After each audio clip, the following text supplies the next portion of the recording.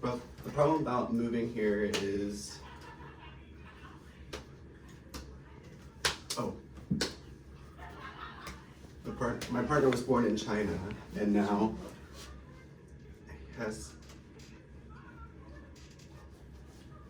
my partner has H-1B, and that's a hard process to get the H-1B. It requires a lot of paperwork and filling out applications. It's just a lot of work. You can't just move here. It requires more papers to fill out. It requires a sponsor and new H-1B. Oh, it takes time and energy. It's funny, we could just get married and then, but we're really not ready for marriage yet. Yeah, so it sounds like it's a pretty complicated process, that it's not just, you know, you have things going on here and he has things going on there, but there's this added layer of his immigration status here in this country.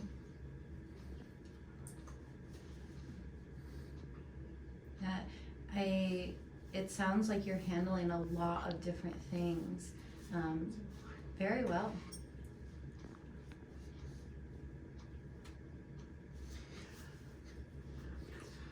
I feel like I'm a well-adjusted person. I'm not sure, but I feel satisfied with my life, and I feel like I've found some more ways to manage what's happening with my life. Yeah, I definitely see that from you, that, you know, in many ways you're handling lots of things, whether it be work or your relationship, and it will be in a long distance relationship, and, you know, trying to advance yourself here, and you are very adjusted with all of these things. And at the same time, you're recognizing that there are some things that you'd still like to maybe improve or change.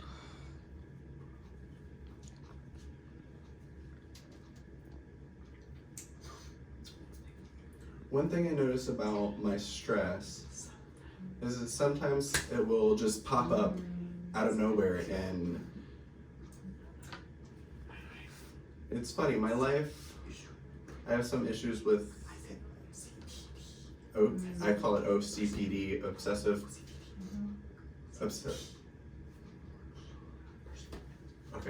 compulsive personality disorder. So sometimes things with numbers or counting things, it brings up stress. For example, if I take a test, I'll have to count everything and tap my foot at the same time. Same thing with my personality. If I have stress, it's with my relationship or moving. If a situation pops up, the stressful related to moving, it just like, it causes me to start counting like that, and chewing or eating 1, 2, 3, 4, 5, 6, you know, you have to count, and then I have to move it and then count it and do the same thing on the other side, and then I'm always counting anyways, but when stress pops up, it's really bad. Can you tell me more about when you said that you're always counting anyways, but with stress it pops up worse?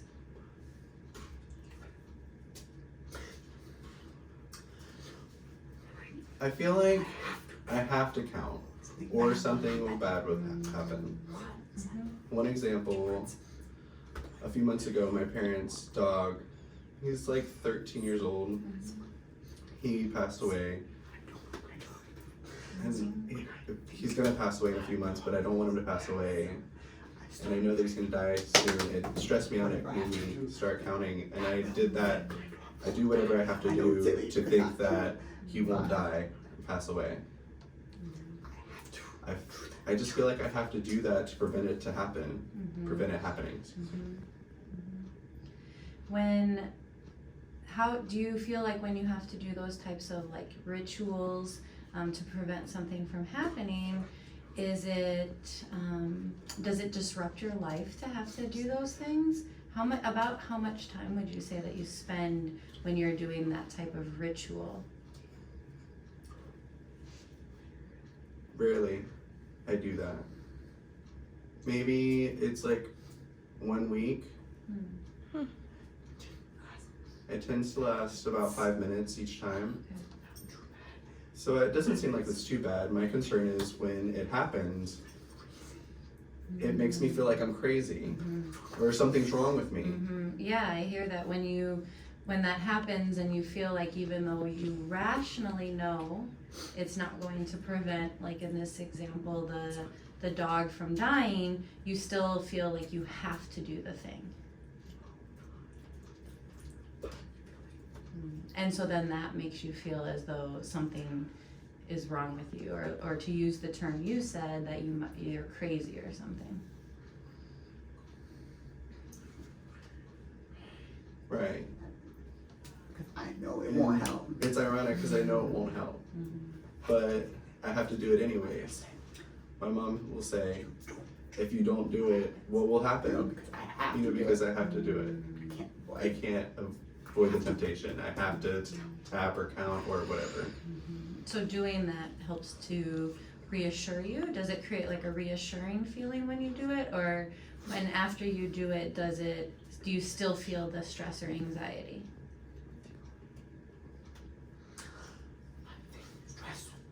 I think that the stress is reduced, but I think that Not sure if. I'm not sure if it's reduced because of the counting and tapping or whatever, or because the situation is like resolved or like. So I am not a specialist in working with people who have OCD or OCPD, but I do know from some training that I've had that there's a helpful technique called exposure reaction therapy. Have you ever heard of that?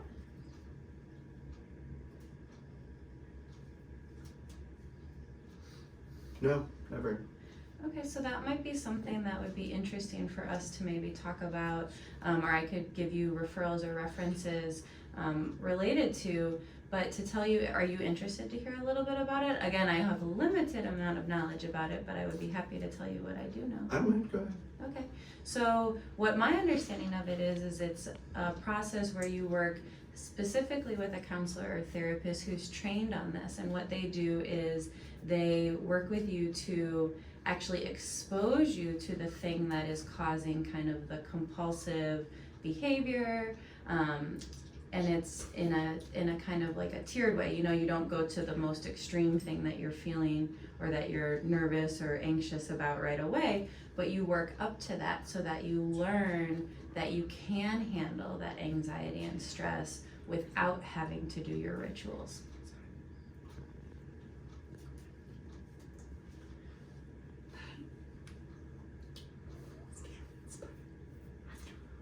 So, for example, like for someone who would be afraid of spiders, they would have to like touch spiders and let them touch them and Good something like question. that. Good question. It's similar to that, yes. So they wouldn't, you know, on their first time go touch a spider, but maybe what they would do is they would start thinking about spiders.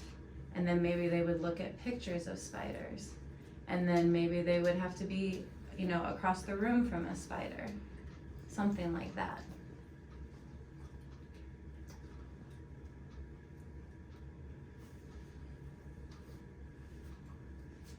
So it would increase the situation every time. Exactly.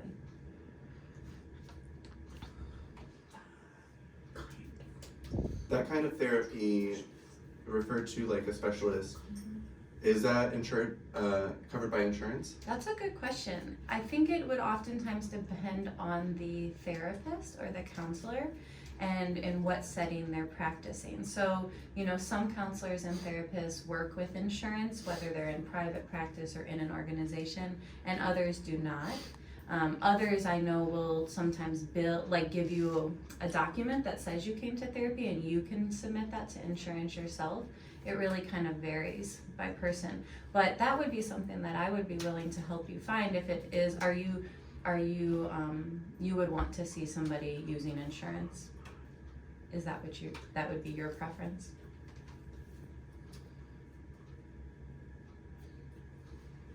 That'd be fine.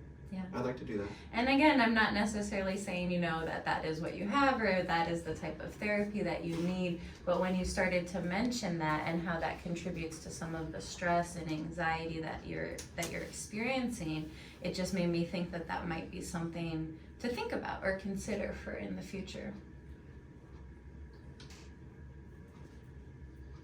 Okay, that's fine. But, you know, I'm happy to continue to talk to you about it here. I just want you to know that I don't have the same skill set to really be able to help you work through that in ways that we know. So, you know, in therapy, there's things that are called like evidence-based practices, and that's one of the evidence-based practices for working with OCD and OCPD. So I wanted to let you know about it, but also let you know that that's not something that I have the same skill set to do.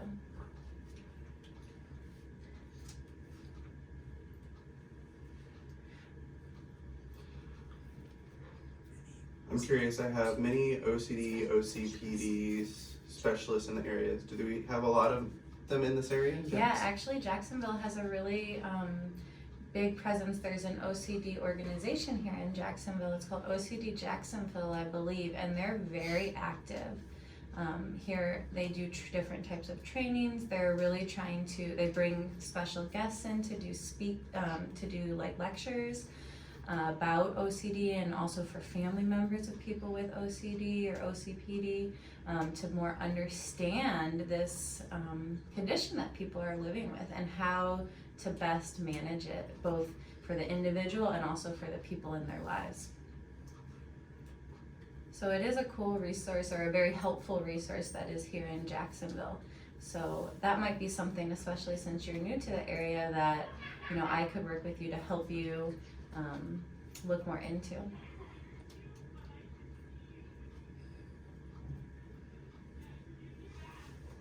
Okay, great. Cool, that's good. But in terms of us still using our time here today, you know, one of the things that we could talk a little bit about is more about, I'm a little bit wondering and curious, when did it start for you, kind of those types of ritual checking, counting type behaviors? When do you remember when that kind of first started for you? It's been my whole life. My mom told me a long time ago, when I was like 3 or 4 years old, if I heard a word, I would count the letters. And I would count it backwards my whole life. Sometimes I'd be wondering, like, I'd be excited to see my family. Oh.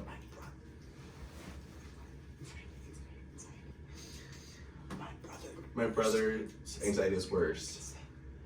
His physician would say, you have worse anxiety, the worst anxiety I've ever seen. My whole life is the short answer. Yeah, you know, and one thing you said earlier is that sometimes when this happens for you, it makes you feel crazy. And I think one of the things that I would like to tell you is that, you know, this doesn't make you crazy. This is actually a really common thing that there's a lot of people who struggle with this. Yeah, and who for a long time don't know maybe what it is or where to get help, or if there is even help for it. And so I just want to let you know that you're not alone in this situation that you're feeling, even though I'm sure sometimes it feels like you're alone. Ooh, that's a relief. When you say it's a relief, kind of, can you tell me more about what that feels like?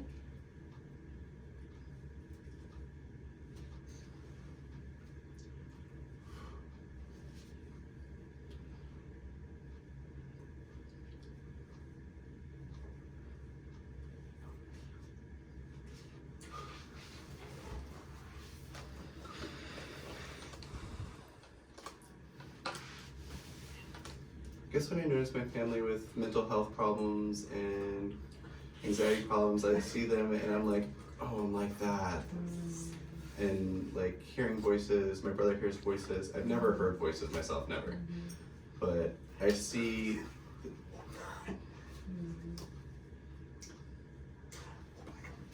Oh, I hope I don't become the same as them. That's been a concern for me for a long time. That I'm not crazy. So when you see other people in your life who are, who also maybe have mental health issues or mental health illnesses that are different than yours, that sometimes that makes you feel either worried or like you really don't want to be like them.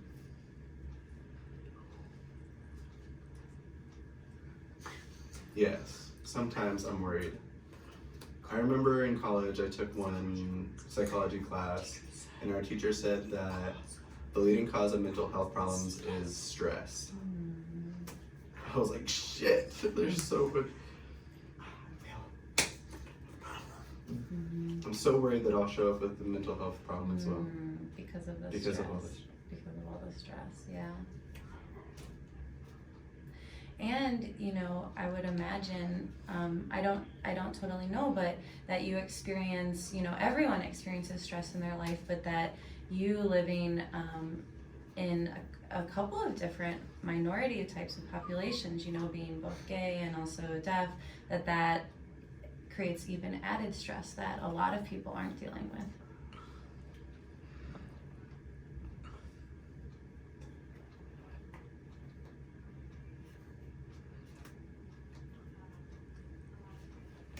Right, that's a good point.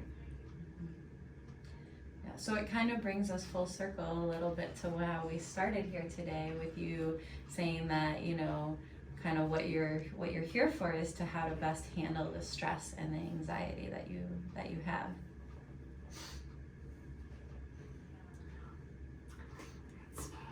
I think that's my big problem is handling the stress and anxiety. And I mentioned feeling like I'm drowning. I feel okay, but I need to look for like the light at the end of the tunnel.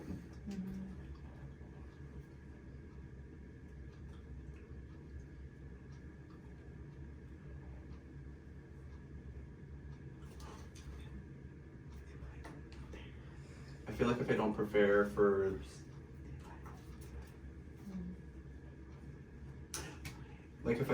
for things, then my future will be a mess. If I don't figure out everything perfectly and handle the stress now, it's just gonna go awry. Yeah, so I've heard, you kind of now say or explain in a couple of different ways that there's this kind of worry a little bit about what will be.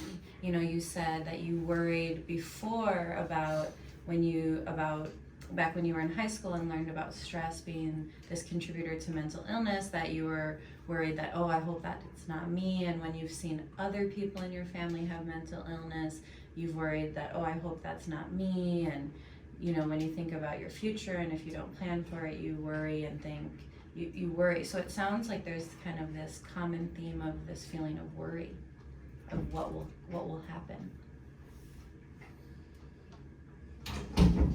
Right, yeah. That's definitely it. Mm-hmm.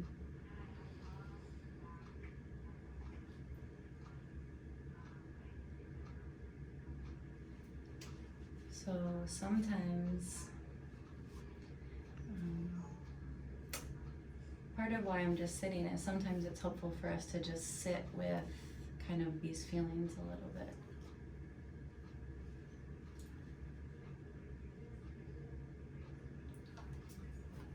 One thing I'm curious about is, like I mentioned in general, feeling a high level of stress. I want to talk about in the moment, if you have a very high level of stress, what would you do? What's your recommendations or ways to resolve? Yeah, that's a great question. So, and it sounds like before when I kind of asked you, you said that some of the things you try are breathing techniques. When you try those types of techniques, let's start with that, and then of course we can talk about more. But when you try that type of technique, how does that work for you? How has that worked for you?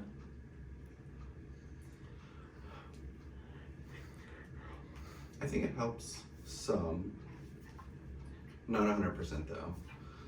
some improvement in reducing stress, some. But for example, yesterday I was at the gym, I was doing my thing, and I got a text and I was like, shit, my plans changed for the weekend, it got all a mess, and then a few minutes later I got another message about my house and money problems, and it just seems like everything was happening quickly, one after the other. And so I was started breathing, but it was just too much, and I couldn't resolve that right then. I can't resolve the weekend problems. I couldn't earn enough money right then and there, so I knew in the moment I couldn't solve the problem, and I tried to breathe and remind myself that I will resolve it later, but the stress was inside of me still. So yeah, sometimes it feels like it's even bigger maybe than just something that breathing can help to relieve.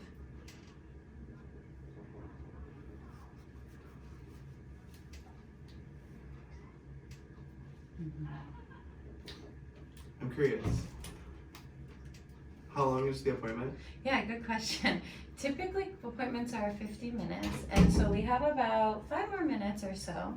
So I know that there's still, you're curious about what are some other techniques for handling stress. So we could spend our last 5 minutes talking about that if you wanted to. Otherwise, if there's, would that be helpful? Yeah, sure. Okay. So another type of technique sometimes that people talk about for relieving stress is to look at kind of what thoughts are happening when you're having that stress. So for example, in the example you gave me related to, okay, you got these different texts and then you start to feel like everything's changing, and kind of at that point, can you think of what is the thought or the message that you're telling yourself when that happens?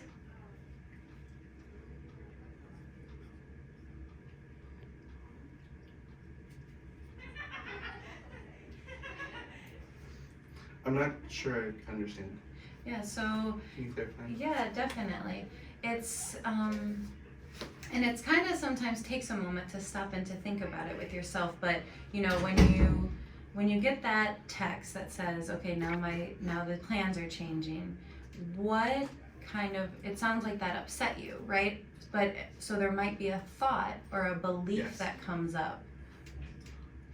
Sometimes it's so automatic that it's hard for us to stop and think, oh, that's the thought I had. But sometimes if you were to get that text, you might respond, oh, that's okay, now I have free time for the rest of the day. But instead, you had a different kind of thought, a thought that maybe made you upset.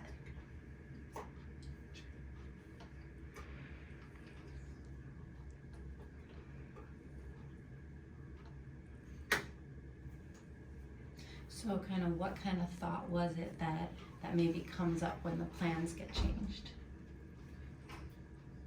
And the reason I ask is because one of the ways to maybe work with stress is to say, okay, when I have this thought, what's a way I could rethink about it? That's called a technique of reframing, like stopping the thought and then reframing it.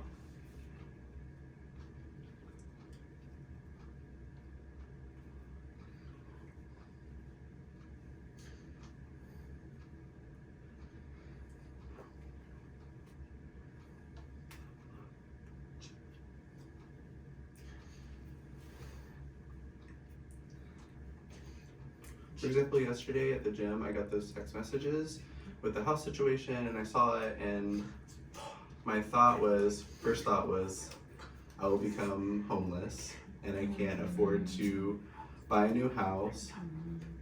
It's too expensive right now, and I can't afford it. When the situation for the weekend popped up, my peers, my students will think I'm stupid because I had this mess of a situation. How could I reframe it? Well, the house, I could put away money, I could, spend less and ask family for help. I honestly refuse to be homeless. I can afford my apartment right now. it just aggravates me, or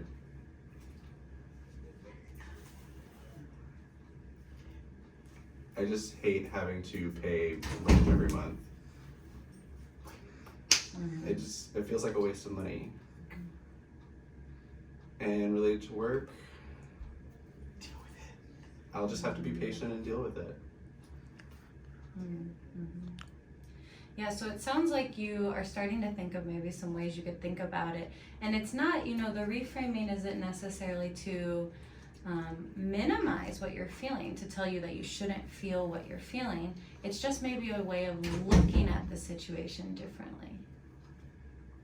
Coming up with maybe a phrase. So when you say, so if you could think of maybe a common thing that you tell yourself, like, oh no, like if we use, I'm gonna become homeless. A reframe that you also came up with is, no, I'm committed to not becoming homeless, you know, and or I have the resources to keep myself safe, you know, and so maybe when that one thought comes up, the new thought that you can follow it with is, I have the resources I need to stay safe.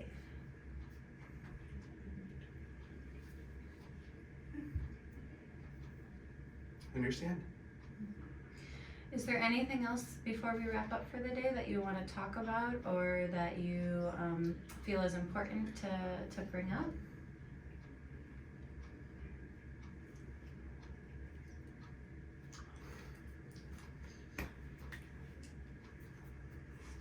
I mentioned my brother hearing voices.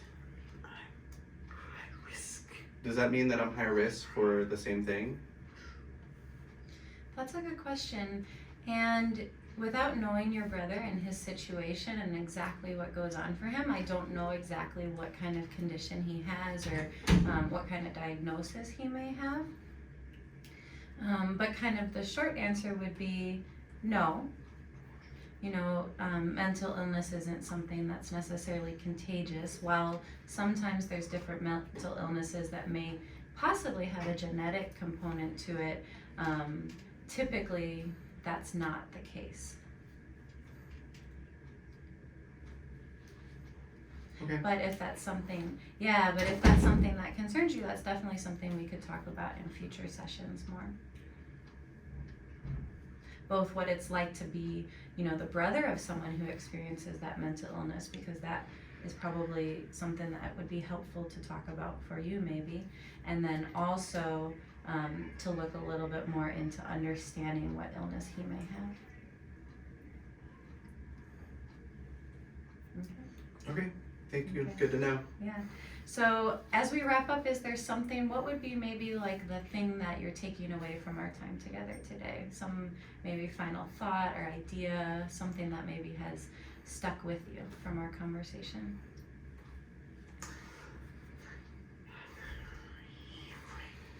I really like the reframing. I would like to discuss more about that later. But often my problem is when I have stress pop up in my life, I think of the worst case scenario. I have to figure out how to change my perspective of what that situation may be and how it could turn out. Mm-hmm. Yeah, I think that's, I'm, you know, grateful to hear that something that we talked about today has resonated with you, has been helpful, and that is definitely a technique we can continue to work on when we meet again.